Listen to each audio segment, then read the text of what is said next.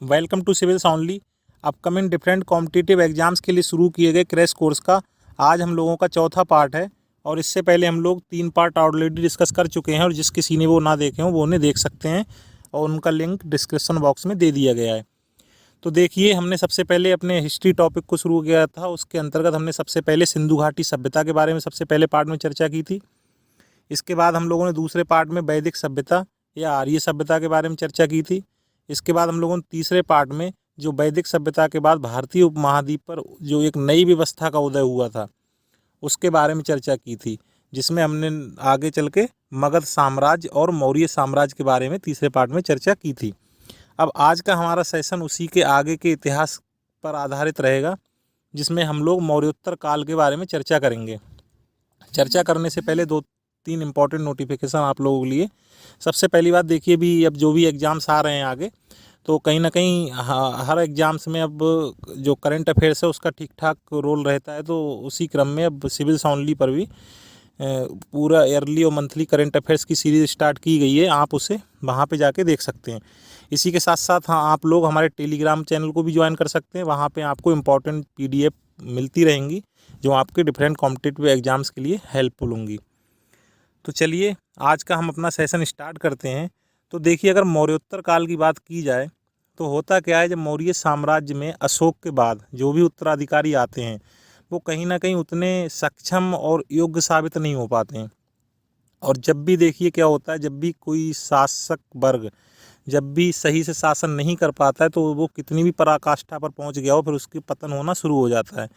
यही चीज़ हमको कहीं ना कहीं मौर्य साम्राज्य के पतन होने के क्रम में देखने को मिलती है, क्योंकि चंद्रगुप्त मौर्य, इसके बाद बिंदुसार और आगे चलकर अशोक के काल में मौर्य साम्राज्य अपने विस्तार और अपनी पराकाष्ठा के लेवल पे काफ़ी शीर्ष पर था।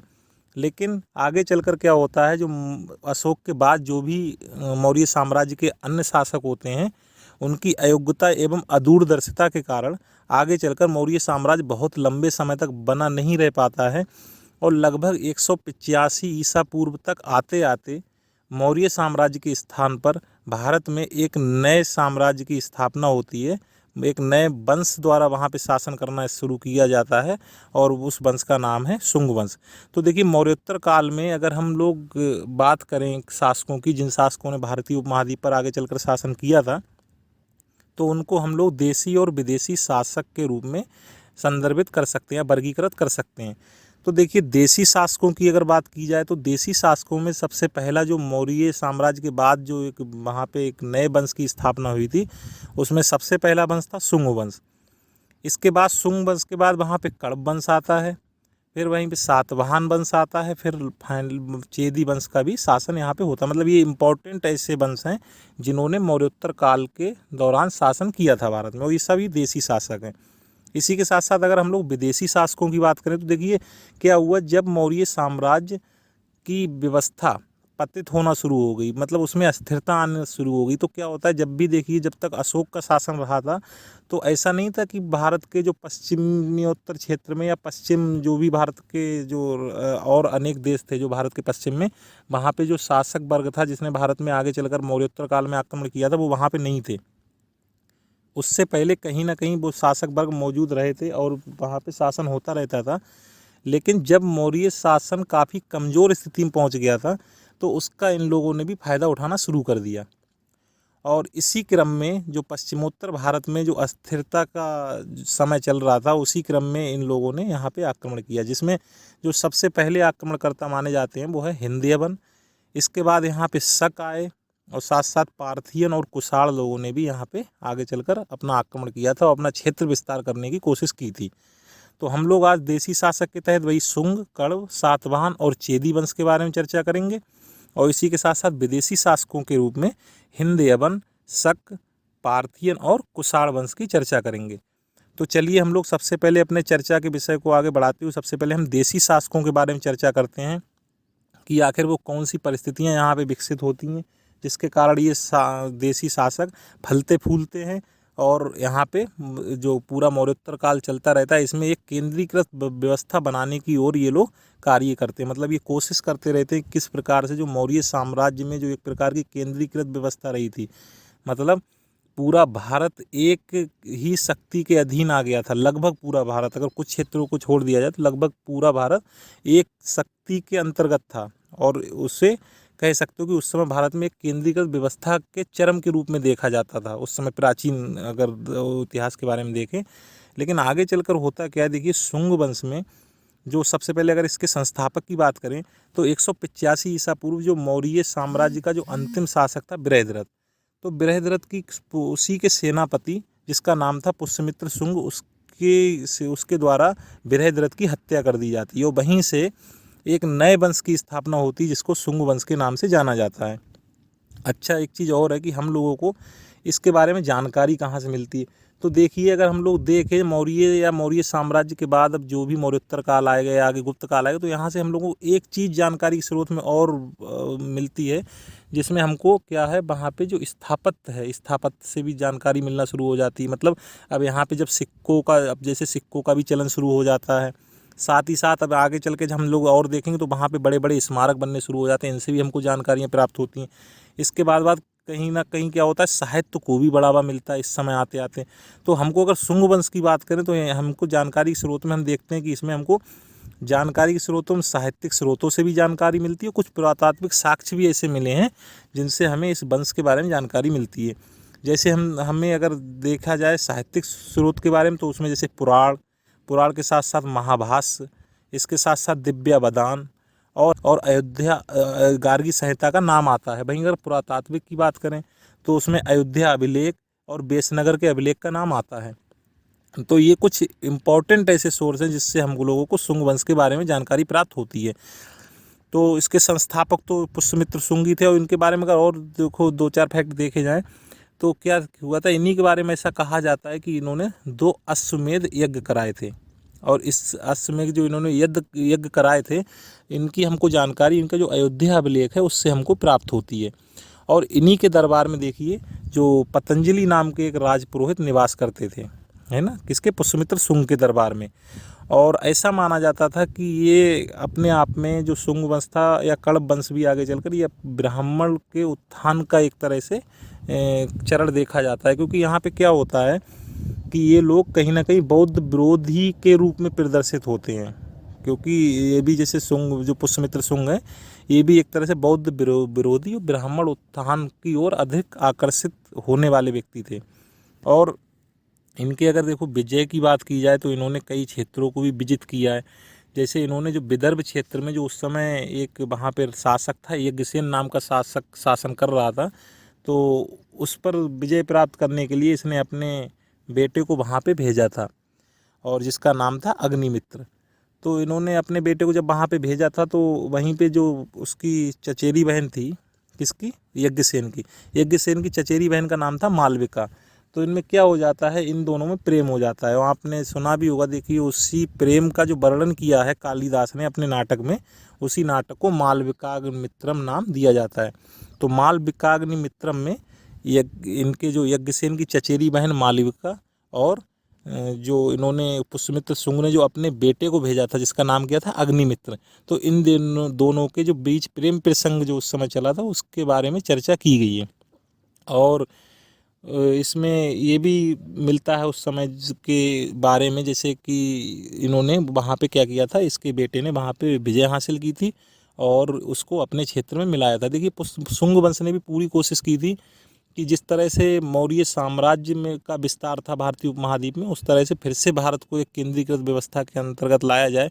लेकिन हम लोग आगे चलकर देखते हैं कि ये लगभग सभी शासक, मतलब शुंग, कण्व और सातवाहन चेदी, अपने समय काल के हिसाब से काफ़ी शक्तिशाली होने के बावजूद भी उस व्यवस्था को दोबारा स्थापित करने में असफल साबित हुए।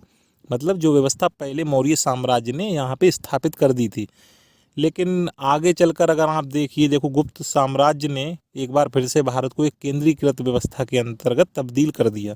तो कहीं ना कहीं पूरे अगर मौर्योत्तर काल की बात की जाए तो लगता तो ऐसा है कि इन लोगों ने प्रयास तो किया है और लगातार प्रयास के ऐसे सबूत भी मिलते हैं। इन्होंने जगह जगह अपने विस्तार के लिए युद्ध भी किए, युद्ध के साथ साथ इन्होंने और भी रणनीतियाँ अपनाई, जैसे वैवाहिक संबंध बनाना, कुछ कूटनीति के तहत किसी से मित्रता करना, बहुत सी चीज़ों के तहत इन्होंने अपने साम्राज्य विस्तार को आगे बढ़ाया था, लेकिन वो अपने उस लक्ष्य प्राप्ति की ओर उतना सक्षम नहीं हो पाए।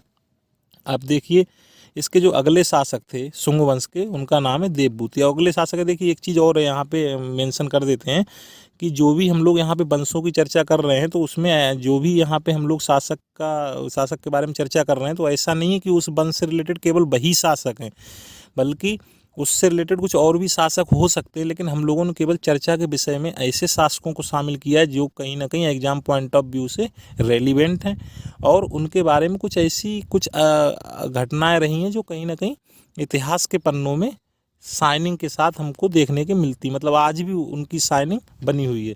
तो इसी के क्रम में अब ऐसा नहीं कि देवभूति इनके पुष्यमित्र शुंग के बाद ही देवभूति एक शासक हुए हैं, और भी शासक बीच में रहे थे। ये पुष्यमित्र शुंग के बेटे अग्निमित्र ने भी शासन किया था, लेकिन जो देवभूति है ये इसके लास्ट शासक थे। और एक चीज़ और देखो, अगर शुंग वंश की बात करें तो हेलियोडोरस ने एक गरुड़ स्तंभ की स्थापना की थी, है ना, कहाँ पे, विदिशा में। तो ये भी इनके संबंध में एक तथ्य है जो कि काफ़ी इम्पोर्टेंट है। तो देखिए देवभूति इनके इस शुंग वंश के अंतिम शासक हैं और इनकी हत्या भी क्या होती है, इनके मंत्री वसुदेव द्वारा कर दी जाती है। और इसी हत्या के साथ यहाँ पे क्या होता है, भारत में अब शुंग वंश की जगह पे एक नए वंश की स्थापना हो जाती है कि जिसका नाम क्या है, कण्व वंश, है ना। तो कण्व वंश के जो पहले शासक हैं वसुदेव, जिन्होंने देवभूति की हत्या की थी और जो इसके मंत्री भी थे देवभूति के, ये इसके संस्थापक हैं, किसके, कण्व वंश के। और ये भी ब्राह्मण वंश से संबंधित है, मतलब इन्होंने भी प्रयास किया था कि किस प्रकार से ब्राह्मण धर्म का और भी अधिक उत्थान किया जाए। तो ये दोनों ही वंश ब्राह्मण धर्म के उत्थान से संबंधित हैं। और इसमें अगर हम लोग आगे जब बात करें कण्व वंश के शासकों की, तो देखिए जो इसके अगले इम्पोर्टेंट शासक हैं वो हैं सुशर्मन। और देखिए सुशर्मन इनके अंतिम शासक हैं, और इसके बीच भी शासक 2-3 और हुए थे, लेकिन अगले से जो अब हम लोगों को क्या है, देखो तो पहला शासक और जो लास्ट शासक है किसी वंश से संबंधित, ये कहीं ना कहीं थोड़ा याद रखना जरूरी हो जाता है, क्योंकि कई बार एग्जाम्स में क्या होता है कि पहले शासक और अंतिम शासक पे कई बार प्रश्न बन जाते हैं। और होता है कि देखो हिस्ट्री कहीं ना कहीं पूरा फैक्ट्स और फिगर्स का ही भंडार है, तो हम लोगों को भी एक लिमिटेशन तो रखनी पड़ेगी, क्योंकि क्या होता है अगर एक ही जगह पे हम लोग सभी शासकों को भी रख दें, मतलब जो है जो ज़्यादा रिलीवेंट हैं भी या नहीं भी हैं, तो उससे क्या होगा, सब आपस में चीज़ें हौच पौच हो जाएंगी। और इस सेशन में आप देख भी रहे हो कि हम लोगों ने किया क्या है, इसमें जो भी चीज़ें हैं, पहली बात तो उनको हम लोगों ने एक अरेंज मैनर में करने की कोशिश की है कि उनको एक अरेंज तरीके से व्यवस्थित किया जाए, क्योंकि ऐसा नहीं कहीं भी कोई चीज़ पढ़ ले। क्योंकि देखो अब इन्हीं शासकों की कुछ धार्मिक नीतियाँ भी रहीं, कुछ इनकी राजनीतिक नीतियाँ भी रहीं, कुछ इन्होंने स्थापत्य कला में भी अपना योगदान दिया था, कुछ उन्होंने अपना जो है कुछ मुद्रा अपनी चलाई होगी, मतलब बहुत से इन्होंने काम किए। लेकिन हम लोगों ने डिसाइड किया कि हम लोग उसको एक अलग पार्ट के रूप में पढ़ेंगे और क्या करेंगे, इन सभी के बीच में उन सभी का तुलनात्मक रूप से अध्ययन करेंगे, मतलब मौर्योत्तर काल का और मौर्योत्तर काल के पहले जैसे मौर्य साम्राज्य का, और फिर इसके बाद गुप्त साम्राज्य का, उनकी सामाजिक व्यवस्था क्या थी, उनकी आर्थिक व्यवस्था क्या थी, उनकी राजनीतिक व्यवस्था क्या थी, है ना। तो इन सब व्यवस्थाओं का हम लोग तुलनात्मक अध्ययन करेंगे, क्योंकि कई बार क्या होता है तुलनात्मक आधार पर ही क्वेश्चन पूछ लिए जाते हैं, क्योंकि अगर हम लोग ऐसे ही केवल उसको पढ़ लेते हैं अलग अलग, तो कई बार हम भूल भी जाते हैं कि ये पर्टिकुलर फैक्ट हमने पढ़ा कहाँ पे था, या फिर पर्टिकुलर दोनों के बीच में अंतर क्या है। ठीक है, तो हम लोग यहाँ पे इतने पे लिमिटेड रहते हुए, मतलब इन जो भी वंश हुए हैं और इस वंश से जो इम्पोर्टेंट शासक थे, उन शासकों की कौन कौन सी इम्पोर्टेंट बातें थी, है ना। तो अभी हम इस चीज़ पे ज़्यादा फोकस करेंगे इस वाले सेशन में, और उसको हम लोग अलग से कवर करेंगे, क्योंकि इस समय अब क्या हुआ, बहुत सा एडमिनिस्ट्रेटिव डेवलपमेंट भी हो रहा है, तो वहाँ पे क्या हो रहा है, नए नए विभाग बन रहे हैं। अब एग्जाम पॉइंट ऑफ व्यू से ये भी बहुत इंपॉर्टेंट हो जाता है कि पर्टिकुलर विभाग कौन सा है, फिर उसके अध्यक्ष को क्या कहते थे उस समय, या इसके साथ साथ कोई पर्टिकुलर, आपने देखा होगा कई जो उस समय प्राचीन काल में जो नाम चलते थे किसी चीज़ के, वो अब वर्तमान में उनको किस नाम से जाना जाता है, इस तरह के भी क्वेश्चन रहते हैं।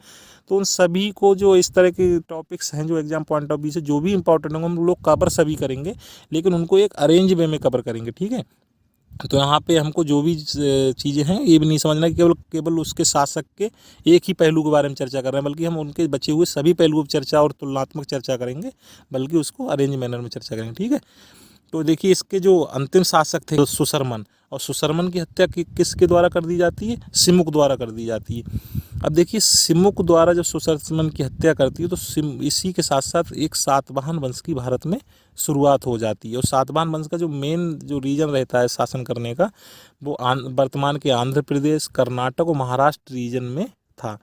और जो अभी तक हमने जो शुंग और कण्व को पढ़ा था, तो इनका मेन जो था वो अब जो आज के वर्तमान में जो बिहार का रीजन है, मतलब उस समय के जो मगध साम्राज्य जहाँ पे था, उसी के क्षेत्र में इन लोगों ने शासन किया था। तो सातवाहन वंश में जो सबसे पहले जो संस्थापक इसके वो सिमुक हैं। इसके बाद जो इसके पहले जो प्रतापी शासक माने जाते हैं, तो उनका नाम है सातकर्णी प्रथम, है ना। और सातकर्णी प्रथम के बारे में जो हमको जानकारी के स्रोत के रूप में एक जो रानी नागानिका हैं, उनके नानाघाट अभिलेख से प्राप्त होती है, ठीक है। और देखिए एक चीज़ और भी बहुत इंपॉर्टेंट है कि इन शासकों ने क्या किया, अपने आप को और भी यशस्वी और बलवान और शक्तिशाली दिखाने के लिए उस समय क्या किया, एक तरह तरह की उपाधियां धारण करने की प्रथा शुरू कर दी थी। तो इस चीज़ पे भी आप लोगों का भी और हमारा तो रहेगा ही रहेगा ध्यान, कि ज़्यादा से ज़्यादा ये ध्यान रहना चाहिए कि किस शासक ने कौन कौन सी उपाधि ध्यान की थी, मतलब धारण की थी। तो उसको भी आपको कहीं ना कहीं ज़्यादा ध्यान देने की जरूरत है। जैसे इसने देखो, सातकर्णी प्रथम ने दक्षिणा पथपति की उपाधि और अप्रतिहत चक्र की उपाधि धारण की थी, है ना। और इसके बारे में मिलता है कि इसने 2 अश्वमेध यज्ञ कराए थे और एक राजसूय यज्ञ कराया था। अच्छा, उस समय क्या था, जो अश्वमेध यज्ञ था इसको काफ़ी ज़्यादा प्रतिष्ठित यज्ञ के रूप में संदर्भित किया जाता था। मतलब जो भी राजा इस तरह का यज्ञ कराता था तो उसको मानते थे कि काफ़ी शक्तिशाली राजा होगा, क्योंकि उसमें क्या था कि ये घोड़ा छोड़ दिया जाता था और वो घोड़ा जिस जिस क्षेत्र से होकर गुजर जाता था, तो वो ऐसा मान लिया जाता था, वो अंडरस्टूड था कि वो क्षेत्र उसी राजा का हो गया है जिसका वो घोड़ा है ना। तो ये अपने आप में काफ़ी कह सकते हो कि शक्तिशाली ही व्यक्ति कर सकता है। तो इनके बारे में भी ऐसा उल्लेख मिलता है कि इन्होंने 2 अश्वमेध यज्ञ कराए थे, एक राजसूय यज्ञ कराया था, है ना। और इन्होंने क्या किया था, अपनी पत्नी के नाम पर रजत मुद्राएं भी उत्कीर्ण करवाई थी, है ना। तो ये इनसे रिलेटेड कुछ फैक्ट्स रहे। इसके बाद जो इसके अगले जो महत्वपूर्ण शासक हैं इसी वंश के, सातवाहन वंश के, उनका नाम है हाल। तो देखिए हाल क्या है, ये काफ़ी जो कवि भी थे ये, और कवियों के संरक्षक भी थे, और इनको कविताओं वगैरह से काफ़ी प्रेम था। और इनकी एक हमको रचना भी देखने को मिलती है जिसका नाम क्या है, गाथा सप्तशती, है ना। तो वो हाल की ही रचना है, ठीक है। और देखिए सातवाहन वंश की जो भाषा थी, उनकी जो राजकीय अपनी भाषा थी वो प्राकृत थी, और इन्होंने जिस लिपि को अपनाया था उस लिपि का नाम क्या था, ब्राह्मी। अब देखिए जो अगले शासक इसके थे उनका नाम था गौतमी पुत्र सातकर्णी। अब गौतमी पुत्र सातकर्णी को इसका सबसे महान शासक माना जाता है, मतलब किसका, सातवाहन वंश का। और इनके अन्य नामों की अगर बात करें तो इनको अद्वितीय ब्राह्मण भी कहा जाता है। और ऐसा कहा जाता है कि जो उनका घोड़े थे जो इनके, वो तीनों समुद्र का पानी पीते थे। तीनों समुद्र का मतलब नीचे दक्षिण में हिंद महासागर, ठीक है, इधर पूर्व में आपका बंगाल की खाड़ी, और पश्चिम में आपका अरब सागर। मतलब उनका क्षेत्र कहने का मतलब इतने विस्तार में था, इतना क्षेत्रफल उनके शासन के अंतर्गत आता था कि उनके घोड़े तीनों तटों तक विस्तारित थे। मतलब तो इसी क्रम में कहा गया कि ये तीनों तटों का इनका घोड़ा पानी पीते थे ना। और इसके साथ साथ इन्होंने बेड़ कटंक, राजा राज और बिंद नरेश की उपाधि भी धारण की थी। और इसके साथ साथ इन्होंने क्या किया था, ऐसे भी साक्ष्य प्राप्त होते हैं कि इन्होंने बौद्ध संघ को ग्राम दान में दिए थे, ठीक है। तो ये तो गौतमी पुत्र सातकर्णी की बात हो गई। अब इसके बाद देखिए जो इसके अगले इंपॉर्टेंट शासक हैं उनका नाम है वशिष्ठी पुत्र पुलवामी। तो देखिए वशिष्ठी पुत्र पुलवामी को बाद में प्रथम आंध्र सम्राट कहा गया। और ये कब कहा गया था, जब इन्होंने आंध्र प्रदेश पर विजय हासिल कर ली थी। इसके बाद इनको प्रथम आंध्र सम्राट कहा जाने लगा। इन्होंने भी दक्षिणापथेश्वर की भी उपाधि धारण की थी, ठीक है। और इसके अगले जो इम्पोर्टेंट शासक हैं वो हैं यज्ञश्री सातकर्णी। तो यज्ञश्री सातकर्णी जो है इसके अंतिम महत्वपूर्ण शासक इन्हीं को माना जाता है। और ये ऐसा देखो इनकी मुद्राओं पे क्या है, इनकी मुद्राओं पर जहाज के चित्र मिले। मतलब जो इन्होंने उस समय अपनी मुद्राएं सिक्के जारी किए थे उन पे जहाज के चित्र मिले, तो उससे ऐसा अनुमान लगाया जाता है कहीं ना कहीं ये जल यात्रा और व्यापार इन सब चीज़ों में काफ़ी रुचि रखते रहे होंगे। मतलब इन सभी की काफ़ी प्रेमी थे। अब इसके बाद देखिए अगर यहाँ पे अगले वंश की बात की जाए तो एक वंश का इसी समय काल में लगभग 1ली शताब्दी ईसा पूर्व उदय होता है आज के वर्तमान के उड़ीसा में कलिंग क्षेत्र में। उसको कहा जाता है चेदी वंश या महामेघवाहन वंश कहते हैं। और इसके बारे में देखो हमें जो मेन इसका जानकारी का स्रोत है वो हाथी गुम्फा अभिलेख है, जो खुद इसी वंश के शासक खारवेल से संबंधित है। तो इसके सबसे प्रतापी जो शासक रहे थे किसके, चेदी वंश के, उनका नाम क्या था, खारवेल, है ना। और इन्हीं का जो अभिलेख है हाथी गुम्फा अभिलेख, उसी से हमको इस वंश के बारे में एक व्यवस्थित जानकारी भी प्राप्त होती है। और इनके बारे में बात एक मान्यता है, ऐसा माना गया है कि इन्होंने क्या किया था, एक जैन तीर्थंकर ऋषभ देव जी की ये मगध से मूर्ति को वापस लाए थे। और इसी मूर्ति को क्या था, जो नंद वंश के जो शासक थे एक महापद्म नंद, वो पहले क्या हुआ था कि इस मूर्ति को अपने शासनकाल के दौरान इस क्षेत्र से ले गए थे। कहाँ से? कलिंग से। तो इसी मूर्ति को ये फिर बाद में वापस लेके आए थे, कौन? खारवेल। और ऐसे भी इनके साथ तथ्य मिलते हैं कि इन्होंने उदयगिरी और खंडगिरी की पहाड़ियों में भिक्षुकों के रहने के लिए क्या विहार भी बनवाए थे। और साथ ही साथ इन्होंने क्या किया था, जैन लोगों को गांव भी दान में दिए थे। और इसकी जानकारी भी हमको हाथी गुम्फा अभिलेख से मिलती है। ठीक है, तो ये देखिए हम लोगों ने जो अभी ये चारों वंश जो डिस्कस किए हैं, कहीं ना यही चारों वंश देसी शासकों के तहत आते हैं। ठीक है, अब चलिए अब हम लोग चर्चा करते हैं। देखो इसी क्रम में क्या होता है कि भारत के उत्तरी पश्चिमी क्षेत्र में विदेशी शासकों का भी आक्रमण हो जाता है, क्योंकि कोई व्यवस्थित जब कोई केंद्रीय शक्ति नहीं रहती है तो क्या होता है, इसका फ़ायदा कहीं ना कहीं विदेशी शासक भी उठाने की कोशिश करते हैं। अब हम लोग चलो आगे डिस्कस करते हैं कि उस समय काल के दौरान कौन कौन से ऐसे विदेशी शासक रहे थे जिन लोगों ने इस समय भारत पर आक्रमण किया था और अपने क्षेत्र विस्तार की कोशिश की थी। तो इनमें देखिए जो सबसे पहले जो वंश का नाम आता है वो है हिंदवी वन या इंडो ग्रीक। ठीक है, तो इसके जो शासक की याद की जाए तो पहले इसके इंपॉर्टेंट शासक है वो है डेमेट्रियस प्रथम। ठीक है, और इन्होंने क्या किया था, भारत की सीमा में ये माना जाता है इनके साथ कि ये प्रवेश करने वाला, मतलब उस समय मौर्योत्तर काल में ये पहला शासक था। ठीक है, और इसके जो सबसे अगर प्रसिद्ध शासक की बात की जाए तो उनका नाम था मिनांडर। ओके, और मिनांडर के बारे में चर्चा मिलती है कि इन्होंने एक बौद्ध भिक्षु नागसेन के साथ काफ़ी विचार विमर्श किया था, मतलब वाद विवाद किया था बौद्ध धर्म में अन्य चीज़ों को लेके। और बौद्ध भिक्षु नागसेन और मिनांडर के बीच जो वाद विवाद हुआ था, इसकी चर्चा हमको मिलिंद पन्नो नामक टेक्स्ट से देखने को मिलती है। इनकी चर्चा के बारे में ही वो टेक्स्ट संबंधित है, उसी संबंधित है। और इन्हीं ने भारत में जो है सर्वप्रथम सोने के सिक्के भी चलाए थे। और मतलब तो कह सकते हो कि सोने के सिक्के चलाने के श्रेय किसे जाता है, हिंदवी वंश शासकों को जाता है। ठीक है, अब देखिए हमारा जो अगला वंश है, इसमें हिंदवी वंश के बाद जो अगला वंश आता है वो है शक। और शकों के बारे में ऐसा माना जाता है कि ये लोग सीरिया के उत्तर में निवास करते थे, मतलब आज के जो सीरिया का क्षेत्र है उसके जो उत्तर में क्षेत्र में पड़ता है उसी क्षेत्र से ये संबंधित थे शक। और इसका जो महत्वपूर्ण शासक था उसका नाम था रुद्रदामन प्रथम। ठीक है, और रुद्रदामन प्रथम के बारे में क्या है कि सबसे पहली बात कि पहली बात तो इस शकों का सर्वाधिक प्रसिद्ध राजा माना जाता है। ठीक है, और साथ ही साथ इसने सुदर्शन झील का जीर्णोद्धार करवाया भी था। और सुदर्शन झील को किसके समय में बनवाया गया था, चंद्रगुप्त मौर्य के समय में। ठीक है, तो सुदर्शन झील काफ़ी इंपॉर्टेंट भी है। और देखिए इसमें दो शासक, मतलब पहले चंद्रगुप्त मौर्य के बारे में हमने देखा था कि उसके समय काल में बनवाया गया था, और आगे चलकर हम देखो यहाँ पे देख रहे हैं कि रुद्रदामन प्रथम भी इस झील के जीर्णोद्धार से संबंधित हैं। ठीक है, और ये काफ़ी माना ऐसा जाता है कि ये संस्कृत प्रेमी थे, क्योंकि इन्हीं ने सबसे पहली बार विशुद्ध संस्कृत भाषा में जूनागढ़ अभिलेख उत्कीर्ण कराया था। तो विशुद्ध संस्कृत भाषा में जो जूनागढ़ अभिलेख उत्कीर्ण कराने की वजह से ही इनको संस्कृत प्रेमी के रूप में संदर्भित किया जाता है।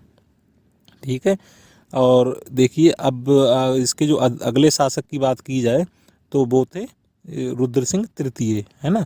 और रुद्र सिंह इसके अंतिम शासक थे, और इनको जो गुप्त शासक थे जिनका नाम था चंद्रगुप्त द्वितीय, उनने इनको पराजित किया था। ठीक है, तो ये इनसे रिलेटेड कुछ महत्वपूर्ण फैक्ट हो गए। अब चलिए हम लोग पहलव समाज के बारे में देख लेते हैं। तो पहलव समाज का सबसे पहली बात जो निवास स्थान है वो अब वर्तमान का जो ईरान क्षेत्र है, ईरान क्षेत्र में माना जाता है। और ये इसके संस्थापक भी माने जाते हैं, मिथिडेटस प्रथम। और इसके जो सबसे प्रसिद्ध अगर शासक की बात की जाए तो उनका नाम क्या है, गोंडो फर्नीज है। ठीक है, तो गोंडो फर्नीज को इसका सबसे प्रसिद्ध शासक और मिथिडेटस प्रथम को इसका संस्थापक माना जाता है। अब चलिए हम लोग इसके अगले वंश पे चलते हैं, जो कि हमारे इस डिस्कशन का लास्ट डिस्कशन का वंश भी रहेगा, कुषाण वंश। तो देखिए कुषाण वंश का अगर वर्तमान में देखिए तो इसका शासन माना जाता है कि लगभग चीन की सीमा पर स्थित एक चीनी तुर्किस्तान जो क्षेत्र था, जो कि भारत के पश्चिमोत्तर से लेके चीन तक का जो क्षेत्र था, उसी में इनका कुषाण वंश का शासक था। अब कुषाण वंश की जो संस्थापना मतलब स्थापना की थी वो कुजुल कडफिसेस ने की थी। और इन्होंने रोमन सिक्कों की तर्ज पर यहाँ पर भारत में क्या किया गया था, तांबे के सिक्के चलाए थे। और आगे चलकर बिम कडफिसस इसके शासक बने और बिम कडफिसस को ही इसका वास्तविक संस्थापक माना जाता है, किसका, कुषाण वंश का। और देखिए इन्होंने बिम कडफिसस ने कई उपाधियाँ भी धारण की थी, जिनमें कौन कौन सी, महाराज की उपाधि इन्होंने धारण की थी, राजाधिराज की, महेश्वर और सर्वलोकेश्वर की, है ना। तो ये सभी इन्होंने महत्वपूर्ण उपाधियाँ धारण की थी। और देखिए इनके सिक्कों पर, जो इन्होंने उस समय सिक्के चलाए थे, उसमें शिव, नंदी और त्रिशूल की आकृतियाँ देखने को मिलती हैं। इन सभी आकृतियों के कारण ये अनुमान लगाया जाता है कि इनका शैव धर्म में अधिक विश्वास था, मतलब इनको शैव मतानुयायी के रूप में संदर्भित किया जाता है, ठीक है। और इसके साथ साथ इनको भारत में शुद्ध सोने के सिक्के चलाने का भी श्रेय दिया जाता है। आपने देखा था जो हिंद एवं शासक थे, जिसके मिनांडर ने भारत में सोने के सिक्के चलाए थे। और यहाँ पर हम लोग देख रहे हैं कि कुषाण वंश को श्रेय जाता है कि इन्होंने सर्वप्रथम सबसे शुद्ध सोने के सिक्के चलाए थे। अभी हम लोग आगे चल के गुप्त में जैसे चर्चा करेंगे कि उन्होंने भारत में सबसे ज़्यादा सोने के सिक्के चलाए थे, है ना। तो ये सभी इस तरह, क्योंकि देखो हमने अब पहले भी आपको बताया कि इसी सब तरह की चीज़ों को एक जगह लाने के लिए हम लोगों ने इस तरह से सेशन को डिजाइन किया है, ताकि जैसे अब आर्थिक पहलू को हम लोग देखेंगे तो उसमें हम लोग वहीं पे जब एक जगह देखेंगे तो एकदम कंपैरेटिव एनालिसिस कर पाएंगे। अच्छा, कि जैसे मिनांडर ने देखो सबसे पहले वहाँ पे क्या हो रहा है, जो हिंदेवन का शासक है उसने वहाँ पे सोने के सिक्के चलाए। अब यहाँ पे हम लोग कुषाण वंश में देख रहे हैं कि इन्होंने शुद्ध सोने के सिक्के चलाए। वहीं आगे चलकर हम लोग गुप्त में देखेंगे कि उनने सबसे ज़्यादा सोने के सिक्के चलाए। और वही चीज़ को हम लोग एक ही जगह पर देखेंगे तो वो हमको कहीं ना कहीं ज़्यादा लंबे समय तक ध्यान रहेगी, है ना। और वो तरीका हमारे लिए बेटर भी रहेगा लंबे समय तक चीज़ों को याद करने का, ठीक है। और देखिए इसके जो अगले शासक थे इसके कुषाण वंश के, उनका नाम क्या है, कनिष्क, ठीक है। तो इन्होंने लगभग 78 ईसा पूर्व में अपना राज तिलक किया था, मतलब राज्यरोहण किया था या राज्य पे अपना अधिकार किया था। और इसी अवधि को मतलब ये शक संवत के रूप में माना जाता है, ठीक है। और इन्होंने ही सीजर या कैसर की उपाधि धारण की थी, किसने, कनिष्क ने। और इन्हीं को देखो द्वितीय अशोक भी कहा गया है, ओके। और इनके बारे में ऐसी मान्यता मिलती है कि ये कहीं ना कहीं इनका झुकाव बौद्ध धर्म की तरफ अधिक था, मतलब इन्होंने बौद्ध धर्म का समर्थन किया था। और इन्हीं के राज दरबार में कुछ विद्वान भी रहते थे, जिनमें अश्वघोष, वसुमित्र, नागार्जुन तथा चरक का नाम शामिल है। इसके साथ ही साथ इन्होंने बौद्ध विहारों, स्तूपों और चैत्यों का भी निर्माण कराया था। और इन्होंने उस समय सिल्क मार्ग पर भी नियंत्रण किया था, क्योंकि क्या था उस समय काफ़ी व्यापार वाणिज्य को भी बढ़ावा मिल रहा था। और ये देखने में भी आता था कि जो शासक वो उस समय प्रतापी शासक था, तो कहीं ना कहीं वो नए नए ना केवल व्यापारिक मार्ग खोजने की दिशा में कार्य कर रहा था, बल्कि जो इस्टेब्लिश मार्ग थे उन पर नियंत्रण करने की भी कोशिश कर रहे थे। क्योंकि क्या हो रहा था, ये काल भारत में आगे चल के जो गुप्त साम्राज्य, इसको स्वर्णिम काल इसीलिए कहा जाता है क्योंकि यहाँ पे देखो देखेंगे हम लोग, यहाँ पे शिक्षा, दर्शन, अर्थव्यवस्था, साहित्य, कला, विज्ञान, ज्योतिष, खगोल, हर क्षेत्र में कहीं ना कहीं काफ़ी प्रगति उन्नति देखने को मिलती है। इसीलिए इसको स्वर्णिम काल के रूप में संदर्भित किया जाता है। अब देखिए आज के सेशन में हम लोगों ने उसी जो पार्ट 3 था उसके कंटिन्यूएशन में उसका जो नेक्स्ट अगला चरण था उसको हम लोगों ने डिस्कस किया, जिसमें हम लोगों ने देशी शासक और विदेशी शासक के बारे में चर्चा की थी। अब आगे जो भी इसका रिमेनिंग पार्ट बचा है, मौर्योत्तर काल के बाद जो भी पार्ट बचा हुआ है, अब वो हम लोग आने वाले सेशन में उसको डिस्कस करेंगे। Okay, thanks.